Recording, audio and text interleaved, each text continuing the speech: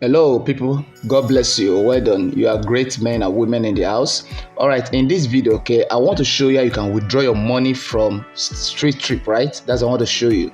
How can you withdraw money from SWIFTtrip? Okay, now follow me close as I show you every detail of it. So first of all, when you log in, okay, click on here the human icon, right? And then over here you're going to see, make sure you check your bank details very well, right? Make sure bank details are in order, and when you have done that, okay, click here to copy your node ID. All right, yeah, it has been copied. So when you do that, you're going to come back to the home, go back to your home page, and then when you do that, okay, you're going to see here withdraw cash, right? Click on withdraw cash and then put in the node ID that you copied just now.